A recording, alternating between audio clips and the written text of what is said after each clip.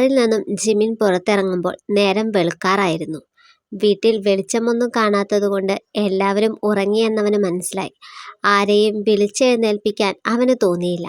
Jimin നടന്ന് ഡോറിൻ്റെ അടുത്ത് ചെന്നു. പാസ്വേഡ് അടിച്ച് ഉള്ളിൽ കയറി.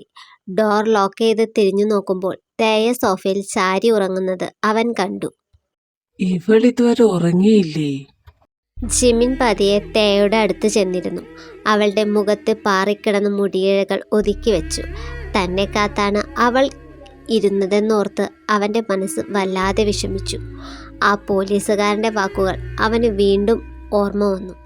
ശരിയാ, ഇന്ന് തന്നെ കേൾക്കാൻ ഒരാളുണ്ട്. പലപ്പോഴും അവൻ അത് മറന്നു പോകുന്നു. ഓരോന്നാലോചിച്ച് അവൻ്റെ കണ്ണ് നിറഞ്ഞു. ജിമിൻ പതിയെ തേയെ വാരിയെടുത്ത് റൂമിലേക്ക് നടന്നു. റൂമിലെത്തിയപ്പോൾ അവളെ കട്ടിലേക്ക് കിടത്തി. തിരിഞ്ഞു നടക്കാൻ നിന്നപ്പോൾ തേയ അവൻ്റെ കയ്യിൽ കയറി പിടിച്ചു. ജിമിൻ തിരിഞ്ഞ് തേയെ നോക്കി. അവൾ പതിയെ കണ്ണു തുറന്ന് അവനെ നോക്കി. എവിടെയായിരുന്നു ചായ? ഞാൻ എത്ര നേരം കാത്തിരുന്നെന്നറിയാമോ? എന്തെങ്കിലും കഴിച്ചോ? ഇല്ല, ഞാനൊന്നും കഴിച്ചില്ല. വിശപ്പില്ലായിരുന്നു. എങ്കി വാ, ഞാൻ എന്തെങ്കിലും എടുത്തു തരാം. വേണ്ട, നീ കിടന്നു. ഞാൻ വിചാരിച്ചു നീ ഉറങ്ങുവാണെന്ന്. ഈ ചായ എന്നെ എടുത്ത് പൊക്കിയപ്പോ തന്നെ ഞാൻ എഴുന്നേറ്റു. എന്ത് പറ്റി ചായ? എങ്ങോട്ടാ പോയേ? തേയയുടെ ചോദ്യം കേട്ട് ജിമിൻ അവളെ കെട്ടിപ്പിടിച്ചു. തേയ അവനെ ചേർത്ത് പിടിച്ചു. അവൻ്റെ മുടിയിൽ തലോടി. സോറി തേയ, ഞാൻ വീണ്ടും പഴയ ഓർമ്മകൾ വന്നപ്പോ മനസ്സാക്കിയൊരു ഡിസ്റ്റർബൻസ്. അതാ പെട്ടെന്ന് പോയേ. ഇവിടെ അടുത്ത് ഒരു ബീച്ചുണ്ട്, അവിടെ പോയി കുറച്ചധികം സമയം ഇരുന്നു. മമ്മി എന്നോട് പറഞ്ഞിരുന്നു ഈ ചായന് ചില സമയങ്ങളിൽ ഇങ്ങനൊരു ശീലമുണ്ടെന്ന്. ഇപ്പൊ പോയത് പോയി, ഇനി ഇങ്ങനെ തനിച്ചെങ്ങും പോവരുത്. ഇപ്പൊ ഞാനില്ലേ, എന്തെങ്കിലും ഉണ്ടെങ്കിൽ എന്നോട് പറഞ്ഞാ മതി. എനിക്ക് മനസ്സിലായി തേയ, ഞാൻ ഇനി ഇങ്ങനെ ഒന്നും ചെയ്യില്ല. ചെറി അവൻ എന്തു പറഞ്ഞു? നീ അവനോട് സംസാരിച്ചോ?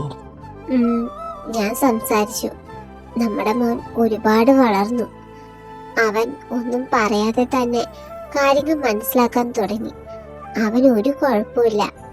എന്നോട് അവൻ പറഞ്ഞത് ഞാൻ തന്നെയാ അവന്റെ അമ്മ. വേറെ ആരെയും ആ സ്ഥാനത്ത് അവന് കാണാൻ സാധിക്കില്ലെന്ന്. അത് തന്നെയാണ് സത്യം. അയറിന്റെ ഓരോ ഓർമ്മകൾ ജെറി വളർന്നു വരുമ്പോൾ കാണരുതെന്ന് എനിക്ക് നിർബന്ധം ഉണ്ടായിരുന്നു. ഒട്ടും പ്രതീക്ഷിക്കാതെ ആ ഫോട്ടോ അവന്റെ കയ്യിൽ നിന്ന് പെട്ടപ്പോ സത്യം പറഞ്ഞ ഞാനൊന്ന് പതറിപ്പോയി. ഇനി അതിനെപ്പറ്റി ഓർത്ത് വിഷമിക്കണ്ട ചായ. കഴിഞ്ഞത് കഴിഞ്ഞു. നേരെ ഒരുപാട് വൈകി. നമുക്ക് ഉറങ്ങണ്ടേ? വേണം, എനിക്ക് നല്ല ക്ഷീണുണ്ട്. എങ്കിൽ കണ്ണടച്ച് കിടന്നു. ഞാൻ കൂടെയുണ്ട്. മനസ്സിൽ ആവശ്യമില്ലാത്ത ഒന്നും ചിന്തിച്ചു കൂട്ടണ്ട. Good night. Good night. എടാ, ഇറങ്ങുവല്ലേ? ആടാ, ഞാൻ റെഡി. നേരം വെളുത്തപ്പോൾ തന്നെ ജേക്കും അലനും വീട്ടിൽ നിന്ന് ഇറങ്ങി. ജേക്ക് കാറ് തുറന്ന് അകത്ത് കയറി. പുറകെ അലനും. ലൊക്കേഷൻ ഇത് തന്നെയല്ലടാ? ഇത് തന്നെയാ. എത്ര മണിക്കൂറാ കാണിക്കുന്നത്? അത്യാവശ്യം ലോങ്ങാ. 4 മണിക്കൂർ എടുക്കും. നേരത്തെ ഇറങ്ങിയത് നന്നായി. എങ്കി പോവാം.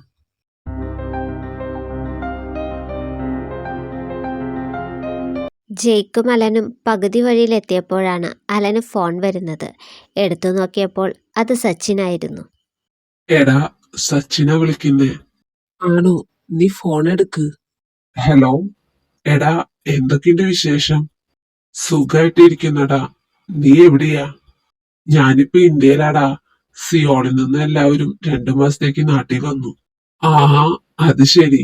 എടാ, ഞാൻ വിളിച്ചത് നിന്റെ മെസ്സേജ് ഞാൻ ഇപ്പോഴാ കണ്ടേ. എന്റെ ഫോൺ കൊച്ചു താഴെയിട്ട് ഡിസ്പ്ലേ പോയി കിടക്കുമായിരുന്നു. ഇപ്പോഴാ ശരിയായി കിട്ടിയത്. ട്വിങ്കിളിന്റെ ഫോട്ടോ എന്റെ കയ്യിലില്ല. ചിലപ്പോ ഏഞ്ചലിന്റെ കയ്യിൽ കാണും. ഞാൻ അവളോട് ചോദിച്ചിട്ട് ഉണ്ടെങ്കിൽ നിനക്ക് മെസ്സേജ് അയക്കാം. ആടാ, അത് മതി. Thank you. ശരിയടാ, ജേക്കിനോട് എന്റെ അന്വേഷണം പറഞ്ഞേക്ക്. പറയാടാ. എന്താ അവൻ പറഞ്ഞത്? അവന്റെ ഫോൺ കംപ്ലൈന്റ് ആയി കിടക്കുമായിരുന്നു. ഇപ്പോഴാ മെസ്സേജ് കണ്ടത്. ഏഞ്ചലിനോട് ചോദിച്ചിട്ട് ഫോട്ടോ ഉണ്ടെങ്കിൽ അയക്കാമെന്ന് പറഞ്ഞു. അതൊന്ന് കിട്ടിയിരുന്നെങ്കിൽ ഒരു സമാധാനം ഉണ്ടായിരുന്നു. അവളുടെ വീട്ടിൽ ചെല്ലുമ്പോ മനസ്സിലാവുമല്ലോ. ശരിയാ. എടാ, നീ ഇനി കാണുന്ന റെസ്റ്റോറന്റ് വണ്ടി നിർത്ത്. നമുക്ക് ഫുഡ് കഴിച്ചിട്ടാവാം ബാക്കി യാത്ര. അങ്ങോട്ട് ഇനി ഞാൻ ഡ്രൈവ് ചെയ്യാം. അങ്ങനെ കുറച്ചു ദൂരം കഴിഞ്ഞപ്പോൾ കണ്ട ഒരു റെസ്റ്റോറൻറ്റിൽ അവർ വണ്ടി നിർത്തി. ഫുഡ് കഴിച്ചു കഴിഞ്ഞ് ഇറങ്ങിയ ശേഷം പിന്നെ മുന്നോട്ട് അലനാണ് കാർ ഓടിച്ചത്. ഏകദേശം 1 മണിക്കൂർ കഴിഞ്ഞപ്പോൾ അലൻ്റെ ഫോണിലേക്ക് ഒരു നോട്ടിഫിക്കേഷൻ വന്നു. എടാ, നീ ഒന്ന് എടുത്തു നോക്ക്. സച്ചിൻ ചിലപ്പോ ട്വിങ്കിളുടെ ഫോട്ടോ അയച്ചതാവും. അലൻ പറഞ്ഞതനുസരിച്ച് ജെയ്ക്ക് അവൻ്റെ ഫോൺ എടുത്ത് ലോക്ക് മാറ്റി. തുറന്നപ്പോൾ സച്ചിൻ തന്നെയാണ് മെസ്സേജ് അയച്ചത് എന്നവൻ കണ്ടു. ജെയ്ക്കിൻ്റെ കൈകൾ വിറയ്ക്കുന്നുണ്ടായിരുന്നു. അവൻ്റെ നെഞ്ചിടിപ്പ് വല്ലാതെ കൂടി. അവൻ്റെ മനസ്സിനെ നിയന്ത്രിച്ചുകൊണ്ട് ജെയ്ക്ക് ആ മെസ്സേജ് ഓപ്പൺ ചെയ്തു.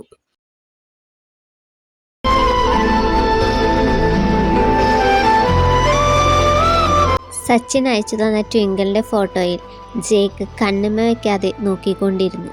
പതിയെ അവൻ്റെ മനസ്സിലേക്ക് ആ രാത്രിയിൽ കണ്ട മുഖം തെളിഞ്ഞു വന്നു. അപ്പോഴാണ് അവൻ ആ സത്യം മനസ്സിലാക്കിയത്.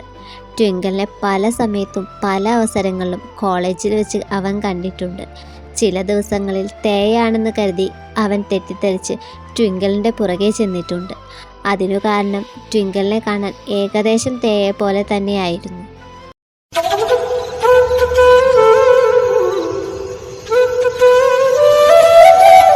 എന്താടാ, ഫോട്ടോ കിട്ടിയോ?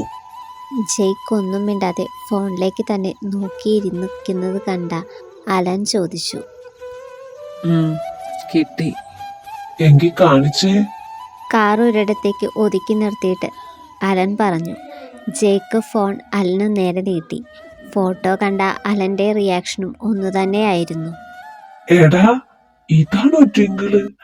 ഇത് നീ പല പ്രാവശ്യം തേയാണെന്ന് പറഞ്ഞ് തെറ്റിദ്ധരിച്ച് പിറകെ പോയ പെൺകുട്ടിയല്ലേ? ആടാ, അത് തന്നെ. ഇപ്പൊ എനിക്ക് മനസ്സിലായി എന്തുകൊണ്ടാ എനിക്ക് അവളെ മനസ്സിലാക്കാൻ സാധിക്കാതിരുന്നതെന്ന്. തേയെ പോലെ ഇവൾക്കും ചില സാമ്യങ്ങളുണ്ട്. Family genetics ആയിരിക്കുമെടാ. എന്തായാലും ആളെ കണ്ടല്ലോ, ഇനി നേരിട്ട് പോയി കാണാം. നമ്മളിതേ എത്താറായി.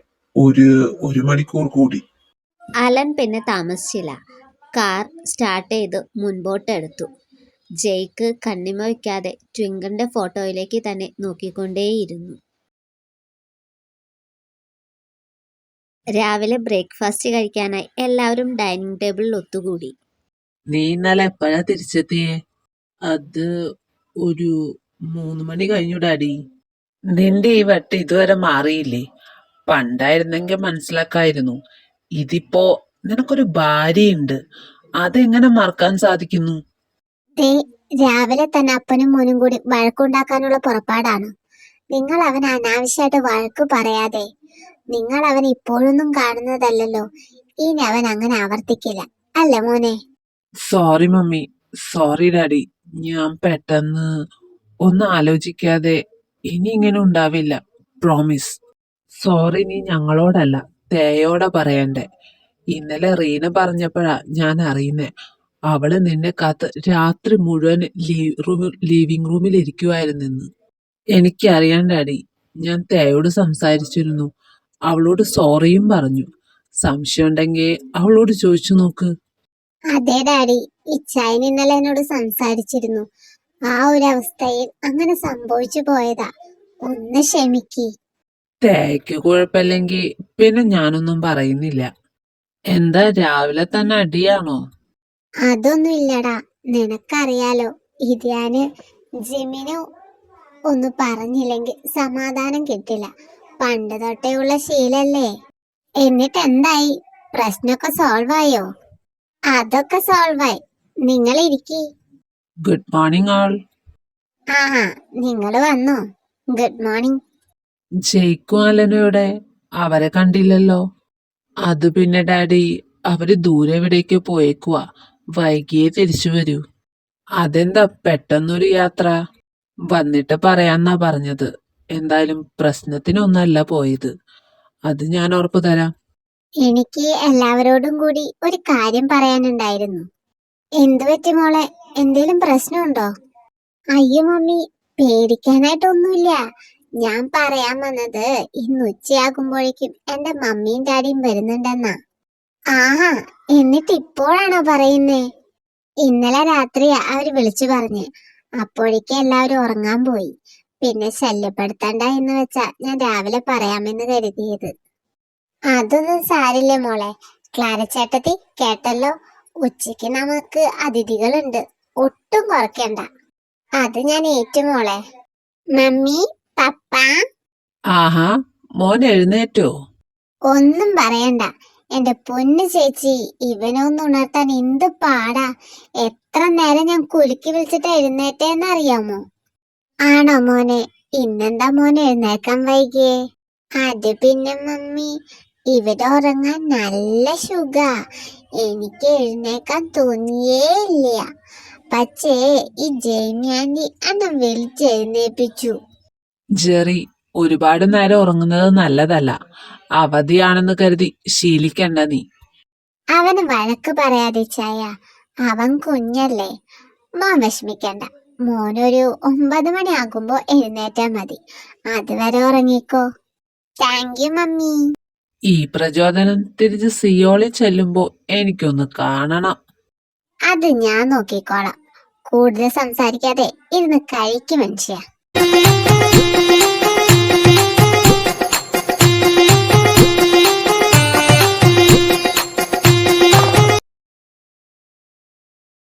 ഇത് തന്നെയാണോ സ്ഥലം? ആണെന്നാ തോന്നുന്നത്.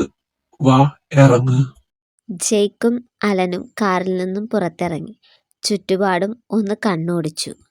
വലിയ ആഡംബരങ്ങളൊന്നുമില്ലാത്ത ഒരു കുഞ്ഞു ഒരു നില വീടായിരുന്നു അത്. പക്ഷെ വളരെ വൃത്തിയായി മുറ്റമെല്ലാം കിടക്കുന്നു. ചെറിയ സ്ഥലമായിരുന്നെങ്കിലും മരങ്ങളാലും ചെടികളാലും മുറ്റം നിറഞ്ഞു നിന്നിരുന്നു. ഒരു ചെറിയ കാർ ഷെഡിൻ്റെ ഉള്ളിൽ ഒരു മാരുതി കാർ കിടന്നിരുന്നു. ഗേറ്റ് തുറന്നു കിടന്നതുകൊണ്ട് സച്ചിൻ വണ്ടി അകത്താണ് കയറ്റിയിട്ടത്. ഇവിടെ ആരെയും കാണുന്നില്ലല്ലോ. അത് ഇവിടെ നിന്ന് അറിയില്ലല്ലോ. ആരും ഉണ്ടാകാതിരിക്കില്ല. കണ്ടില്ലേ ഗേറ്റ് തുറന്നിട്ടിരിക്കുന്നത്? ഞാൻ ബെല്ലടിച്ചു നോക്കാം. ജെയ്ക്ക് പതിയെ നടന്ന് ഡോറിൻ്റെ മുൻപിൽ ചെന്നു. കോളിംഗ് ബെൽ അമർത്തി. കുറച്ച് സമയം കഴിഞ്ഞപ്പോൾ കതക് തുറക്കുന്ന ശബ്ദം കേട്ട് ജെയ്ക്കും അലനും മുറ്റത്തിറങ്ങി നിന്നു. കതക് ഇറങ്ങി വന്നത് ഒരു 50-55 വയസ്സ് പ്രായം വരുന്ന സ്ത്രീയായിരുന്നു. ആരാ? എവിടെന്നാ? അത് ഞങ്ങള് മിനി ആന്റി അല്ലേ? അതെ, നിങ്ങൾ? ഹലോ ആന്റി, ഞാൻ അലൻ. ഇത് ജെയ്ക്ക്. ഞങ്ങൾ ട്വിങ്കിളിന്റെ ഒപ്പം കോളേജിൽ പഠിച്ചവരാ. ട്വിങ്കിളിനെ ഒന്ന് കാണാൻ വന്നതാ. ട്വിങ്കിൾ ഇല്ലേ? ട്വിങ്കിളിനെ പറ്റി ചോദിച്ചപ്പോൾ മിനിയുടെ മുഖം മാറുന്നത് ജെയ്ക്കും അലനും ശ്രദ്ധിച്ചു. നിറകണ്ണുകളോടെ മിനി പറഞ്ഞു തുടങ്ങി. 10 വർഷങ്ങൾക്ക് ശേഷം ഇതാദ്യമായിട്ടാ എന്റെ മോളെ അന്വേഷിച്ച് ഇവിടെ ആരെങ്കിലും വരുന്നത്. നിങ്ങൾ പുറത്തു നിൽക്കാതെ കയറി വാ മക്കളെ. മിനി പറഞ്ഞത് കേട്ട് ജെയ്ക്കും അലനും വീടിൻ്റെ ഉള്ളിലേക്ക് കയറി. ലിവിംഗ് റൂമിൽ ചെന്നിരുന്നപ്പോൾ മുൻപിലത്തെ ഷെൽഫിൽ ട്വിങ്കിളിൻ്റെ ഫോട്ടോസും ഫാമിലി ഫോട്ടോസും വെച്ചിരിക്കുന്നത് കണ്ടു. ട്വിങ്കിളിൻ്റെ അച്ഛൻ്റെ ഫോട്ടോ ചുവരിൽ തൂക്കിയിട്ടിരുന്നു. വേറെ ഒരിടത്ത് കുറേ സർട്ടിഫിക്കറ്റ്സും മെഡലുകളും ട്രോഫികളും അടുക്കി വെച്ചിരുന്നു. ആൽബിച്ചായി മരിച്ചതിന് ശേഷം ഞാൻ ഒറ്റയ്ക്ക എന്റെ മോളെ നോക്കി വളർത്തിയെ. ഒരുപാട് പൈസക്കാരായ ബന്ധുക്കളുണ്ടെങ്കിലും ഞാൻ ആരുടെ മുമ്പിലും കൈനീട്ടിയിട്ടില്ല. ഞാൻ നേഴ്സായിട്ട് ഒരുപാട് കാലം ജോലി ചെയ്തു. ഇപ്പോൾ റിട്ടയറായി. ഇത്രയും കാലം ഞാൻ ജോലി ചെയ്തുണ്ടാക്കിയ പൈസ എൻ്റെ മോളുടെ പഠിത്തത്തിനും മറ്റുമായി ചിലവഴിച്ചു. പിന്നെ കുറച്ച് സൂക്ഷിച്ചു വെച്ചു അവളുടെ കല്യാണത്തിനായി. പക്ഷേ ഒഴുകി വന്ന കണ്ണുനീർ തുടച്ചുകൊണ്ട് ഒരു നിമിഷം മിനി ഇരുന്നു. ട്വിങ്കിള് നല്ലതുപോലെ പഠിക്കുന്ന കുട്ടിയായിരുന്നു. ഒരുപാട് ആഗ്രഹങ്ങളോടെയായിരുന്നു അവളെ കോളേജിൽ പഠിപ്പിക്കാൻ വിട്ടത്. പക്ഷേ അവസാന വർഷമായപ്പോ എന്താ എൻ്റെ കുട്ടിക്ക് പറ്റിയതെന്ന് അറിയില്ല. അവസാനത്തെ ദിവസത്തെ എക്സാം അവൾ എഴുതാൻ പോകുന്നില്ല എന്നൊക്കെ പറഞ്ഞ് എന്നെ വിളിച്ച് കരയുകയായിരുന്നു. എന്താ കാര്യം എന്നൊന്നും അവൾ എന്നോട് പറഞ്ഞില്ല. പക്ഷേ എന്തോ അവളെ കാര്യമായിട്ട് അലട്ടുന്നുണ്ടായിരുന്നു. കോളേജ് എല്ലാം കഴിഞ്ഞ് അവൾ തിരിച്ചു വന്നു. പിന്നെ കുറേ നാള് അവള് മുറിയിൽ നിന്നും പുറത്തു വന്നിട്ടില്ല. ഞാൻ ഒരുപാട് തവണ അവളോട് കാര്യം തിരക്കി. അവളൊന്നും എന്നോട് മിണ്ടിയില്ല. ആ സമയമൊക്കെ ഞാൻ ജോലി തിരക്കായതുകൊണ്ട് അവളെ കൃത്യമായി ശ്രദ്ധിക്കാനും എനിക്ക് സാധിച്ചില്ല. മിനി ട്വിങ്കിളിനെ പറ്റി ഓരോ വാക്കുകൾ പറയുമ്പോഴും കണ്ണിൽ നിന്നും കണ്ണുനീർ ഒഴുകിക്കൊണ്ടിരുന്നു. അങ്ങനെ ഇരിക്കെ ഒരു ദിവസം ഞാൻ നൈറ്റ് ഷിഫ്റ്റ് കഴിഞ്ഞ് വന്നപ്പോ എന്റെ മോള് എന്താ എന്താ ട്വിങ്കിളിന് പറ്റിയേ? ഞാൻ വീട്ടിൽ വന്ന് നോക്കുമ്പോ കൈഞ്ഞരമ്പ് മുറിച്ച് ചോര വാർന്നു കിടക്കുന്ന ട്വിങ്കിളിനെയാ കാണുന്നേ. ആരോടൊന്നും പറയാതെ ഞാൻ അവളെ ഹോസ്പിറ്റലിൽ കൊണ്ടുപോയി.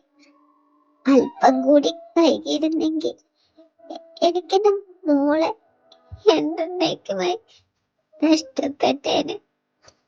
പക്ഷെ ദൈവം കരുണ കൊണ്ട് അവളെ അവളെ ജീവനോടെ കിട്ടി. മിനിയുടെ ഓരോ വാക്കുകളും ഓരോ മിന്നലായാണ് ജേക്കിന്റെ മനസ്സിൽ തറച്ചത്. എന്നിട്ട് ട്വിങ്കിൾ എവിടെ? നാട്ടിലെല്ലാവരോടും പറഞ്ഞിരിക്കുന്ന അവൾക്ക് ഡൽഹി ജോലിയാണെന്ന. പക്ഷെ അവൾ ഇവിടെ തന്നെയുണ്ട്. ഈ നാട്ടിൽ എല്ലാവരിൽ നിന്നും മറച്ചു വെച്ചിരിക്കുക ഞാൻ എന്റെ മോളെ. എന്തിനാ എന്തിനാ എല്ലാവരോടും കള്ളം പറഞ്ഞ് അവളെ മാറ്റി നിർത്തിയത്? സ്വന്തം മകൾക്ക് മാനസിക ബുദ്ധിമുട്ടുണ്ടെന്ന് ഞാൻ എങ്ങനെ എല്ലാവരോടും പറയും? മിനി കരഞ്ഞുകൊണ്ടിരുന്നപ്പോൾ ജേക്ക് അവളുടെ അടുത്ത് പോയി കയ്യിൽ പിടിച്ചുകൊണ്ട് പറഞ്ഞു, ആന്റി, ഞാനും ട്വിങ്കിളും കോളേജിൽ പഠിക്കുന്ന സമയത്ത് ഇഷ്ടത്തിലായിരുന്നു. ഒരു തെറ്റിദ്ധാരണയുടെ പുറത്താ ഞങ്ങൾ തമ്മിൽ പ്രണയത്തിലായത്. അങ്ങനെ ജേക്ക് മിനിയോട് കാര്യങ്ങളെല്ലാം വിശദീകരിച്ചു പറഞ്ഞു. അപ്പോ എന്റെ മോള് കാരണം മോന്റെയും തേയുടെയും ജീവിതത്തിൽ ഇത്രമാത്രം പ്രശ്നങ്ങൾ ഉണ്ടായല്ലേ? വെറുതെ അല്ല, അവൾക്ക് ചെയ്ത തെറ്റിന്റെ കുറ്റബോധം കാണും. അതായിരിക്കും അവൾക്ക് ഈ അവസ്ഥ വന്നത്. എനിക്ക് എനിക്ക് ട്വിങ്കിളിനെ കാണണം, സംസാരിക്കണം. ഒരുപക്ഷെ എനിക്ക് അവളെ തിരികെ പഴയ ജീവിതത്തിലേക്ക് കൊണ്ടുവരാൻ സാധിച്ചാലോ? ജേക്ക് പറയുന്നത് കേട്ട് മിനി അവന്റെ നെറുകയിൽ തലോടിക്കൊണ്ട് പറഞ്ഞു, മോനെ, നിന്റെ മനസ്സ് ഒരുപാട് വലുതാ. അല്ലെങ്കിൽ എന്റെ മോക്ക് വേണ്ടി ഇങ്ങനൊരു തീരുമാനം മോൻ എടുക്കാൻ സാധിക്കായിരുന്നു. എനിക്ക് ട്വിങ്കിളിനെ ഒരുപാട് ഇഷ്ടമായിരുന്നു ആന്റി. ഒരുപക്ഷെ ഈ ഒരു അവസരം ദൈവം ഞങ്ങൾക്ക് ഒരിക്കൽ കൂടി തന്നതാണെങ്കിലോ? ആന്റി, ഞങ്ങളുടെ കൂടെ വന്ന് ടിങ്കിളുള്ള സ്ഥലത്തേക്ക് ഞങ്ങളെ കൊണ്ടുപോകൂ പ്ലീസ്. ഞാൻ വരാം. ഞാൻ നിങ്ങളെ കൊണ്ടുപോവാം. എന്റെ മോളെ പഴയതുപോലെ തിരിച്ചു കിട്ടാൻ എന്ത് ചെയ്യാനും ഞാൻ തയ്യാറാ. എങ്കിൽ സമയം കളയണ്ട, ഇപ്പൊ തന്നെ ഇറങ്ങാം. നിക്ക് മക്കളെ, നിങ്ങൾ വന്നിട്ട് ഞാൻ കുടിക്കാൻ ഒരു ഗ്ലാസ് വെള്ളം പോലും തന്നില്ലല്ലോ. അതിനല്ല, ഇനി അവസരങ്ങൾ വരും ആന്റി. സൽക്കാരവും മറ്റും പിന്നീടാവാം. വരൂ, നമുക്ക് ട്വിങ്കിളിന്റെ അടുത്തേക്ക് പോവാം. മിനി പിന്നെ കൂടുതലൊന്നും ചോദിക്കാൻ നിന്നില്ല. സമയം കളയാതെ വീട് പൂട്ടി അലന്റെയും ജേക്കിന്റെയും ഒപ്പം ട്വിങ്കിളുള്ള അടുത്തേക്ക് പുറപ്പെട്ടു. കാറിലിരുന്ന് മിനി സ്ഥലത്തിന്റെ വഴി പറഞ്ഞു കൊടുത്തു. അലൻ അതിനനുസരിച്ച് ഡ്രൈവ് ചെയ്തു. ഒരു നെഞ്ചിടിപ്പോടു കൂടി ജേക്ക് കാറിലിരുന്നു. കുറച്ചു സമയം കഴിഞ്ഞപ്പോൾ ഒരാശ്രമം പോലെ ഒരിടത്ത് കാർ നിർത്തി. ഇറങ്ങു മക്കളെ, ഇവിടെയാ ട്വിങ്കിളുള്ളത്. അലനും ജേക്കും മിനിയോടൊപ്പം കാറിൽ നിന്നും ഇറങ്ങി. മുന്നോട്ട് നടന്നപ്പോൾ അകത്തു നിന്നും 2 കന്യാസ്ത്രീകൾ ഇറങ്ങി വന്നു. ആഹാ, ഇതാര് മിനിയോ? എന്താ മിനി ഇന്ന് നേരത്തെയാണല്ലോ? അത് പിന്നെ സിസ്റ്റർ, ഇന്ന് മോളെ കാണാൻ അവളുടെ 2 കൂട്ടുകാര് വന്നിട്ടുണ്ട്. ആഹാ, അത് പുതുമയുള്ള ഒന്നാണല്ലോ. സാധാരണ ആരും കാണാൻ വരാറില്ലല്ലോ. അതെ, പക്ഷെ ഇപ്രാവശ്യം ഒരു പക്ഷേ എന്റെ മോൾക്ക് എന്തെങ്കിലും ഒരു മാറ്റം ഉണ്ടാവുമെന്ന പ്രതീക്ഷയിലാ ഇവരെ കൊണ്ട് ഞാൻ വന്നത്. അതെന്തായാലും നല്ലൊരു തീരുമാനം. ഇനി ട്വിങ്കിളിന് എന്തോ മാനസികമായ വിഷമമുണ്ട്. അത് മാറിയാൽ ചിലപ്പോ ഈ അവസ്ഥയിലൊന്നും അവൾക്കൊരു മാറ്റം തീർച്ചയായും ഉണ്ടാവും. എങ്കിൽ പിന്നെ താമസിക്കണ്ട, വാ ട്വിങ്കിളിന്റെ അടുത്തേക്ക് പോവാം. സിസ്റ്റർമാർ അവരുമായി അകത്തേക്ക് കയറിപ്പോയി. ഓരോ ചുവടുകൾ നടക്കുമ്പോഴും ജേക്കിന്റെ നെഞ്ചിടിപ്പ് കൂടിക്കൊണ്ടിരുന്നു. അവർ നടന്ന് ഒരു ഓപ്പൺ ഏരിയയിലേക്ക് ചെന്നു. പച്ചപ്പ് നിറഞ്ഞ വീതിയിൽ ഒരു ബെഞ്ചിൽ കായലിലേക്ക് നോക്കിയിരിക്കുന്ന ഒരു പെൺകുട്ടിയെ അവർ കണ്ടു. ദേ അവൾ അവിടെ ഇരിപ്പുണ്ട്. നിങ്ങൾ ചെന്ന് സംസാരിക്കേ. എന്തെങ്കിലും ഉണ്ടെങ്കിൽ വിളിച്ചാ മതി. ശരി സിസ്റ്റർ. സിസ്റ്റർമാർ അവിടെ നിന്നും പോയി കഴിഞ്ഞപ്പോൾ മിനി ജേക്കിനെ നോക്കി. അവന്റെ ശ്രദ്ധ ദൂരെ ഇരിക്കുന്ന ട്വിങ്കിളിലായിരുന്നു. മിനി അവന്റെ തോളിൽ കൈവച്ചു. ജേക്ക് ഞെട്ടിത്തിരിഞ്ഞ് മിനിയെ നോക്കി. ചെല്ലു മോനെ, ചെന്ന് അവളോട് സംസാരിക്കേ. ജേക്ക് മിനി പറയുന്നത് കേട്ട് അലനെ നോക്കി. ധൈര്യമായി പോയിട്ട് വാടാ, ഞങ്ങൾ ഇവിടെ തന്നെയുണ്ട്. ഒരു ദീർഘനിശ്വാസമെടുത്ത് ജേക്ക് പതിയെ മുന്നോട്ട് നടന്നു.